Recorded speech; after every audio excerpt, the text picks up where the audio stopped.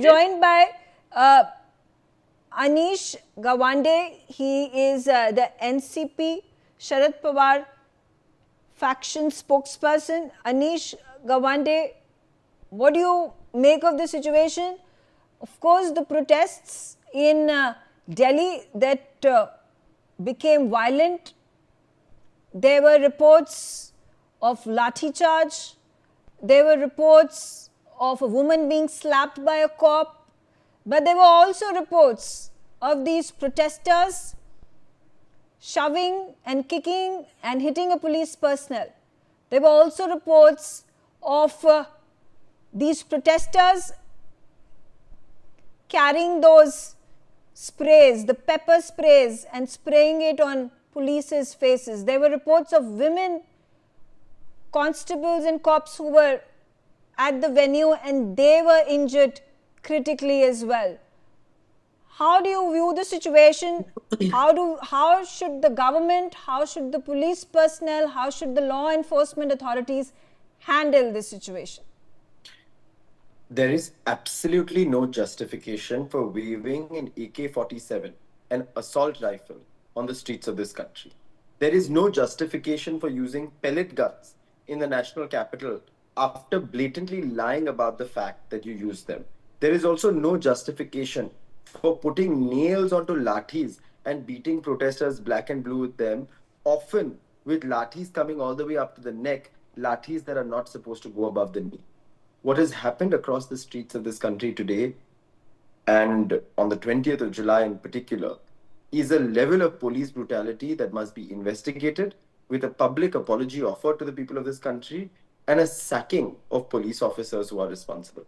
Sandeep Lamba, who is the police officer who's seen wearing Ray-Ban Meta glasses in complete contravention of any privacy regulations in this country and beating up women, is only told that stay away from Jantar Mantar and kept at his original Northeast Delhi sort of posting. The only thing that happens to a police officer who says 50-50 gram dal denge aapke pocket mein, वापस protest mat karo, implying that he's going to plant drugs into the pockets of young protesters in the back of a police van, that man is only suspended. The other, Sachin Sharma, who's the DCP New Delhi, who is responsible for the violence that took place on the streets of the national capital, has no action taken against him. So unless the government begins with accountability itself, it's almost bizarre to expect accountability from protesters. Yeah, Anybody who was Anish, engaged I agree to all the points that you've made. There has to be accountability. The brandishing of the alleged AK-47 and the shots that were fired at the protesters is completely unjustifiable.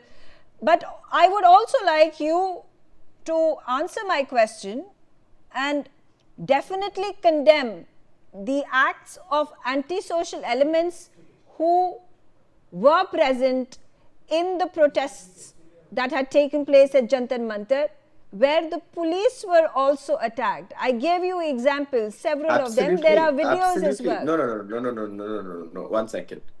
It is absolutely condemnable if any violence has been used against the police. It is absolutely condemnable if any violence has been used by any member of the crowd against any other member of the crowd. But let's be serious. The CCTV footage is with the Delhi police or with police officials. The responsibility to file cases on these people is with the police officials. Please let them take action. Who is stopping them from taking action? How many people have they taken action against? It's been more than 4 days now.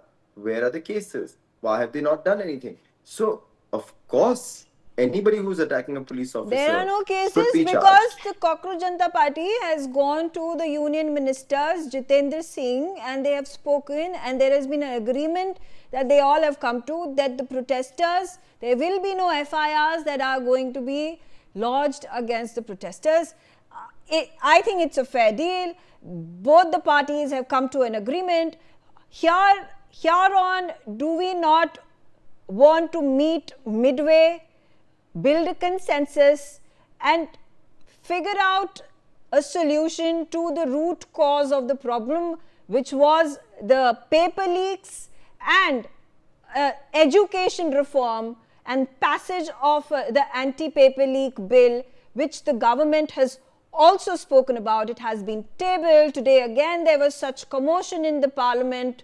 Action, discussions could not take place. There is hope, fingers crossed, that there will be better sense prevailing amongst parliamentarians within the opposition to allow for discourse to take place and early passage of this bill.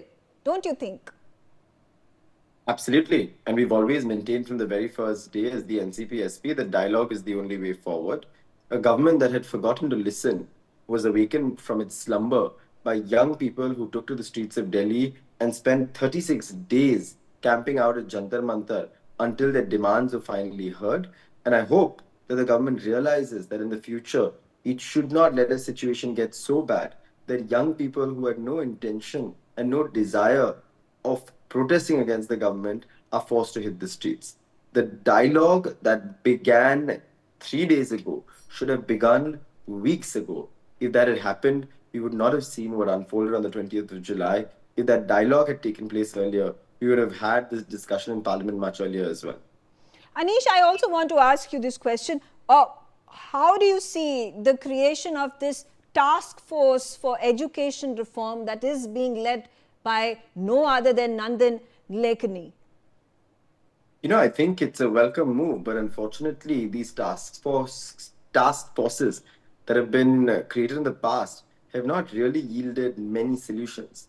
I really hope that any technological processes that are put in place with due care. Let's not forget what happened with the CBSE OSM system when a technological solution was tried to be brought in for a challenge in the education system. Nandan Nilekani is a senior, sort of experienced IT professional, and I'm sure he brings wealth of experience to the table. But this task force must have students in it. It must have teachers in it. It must have educators in it.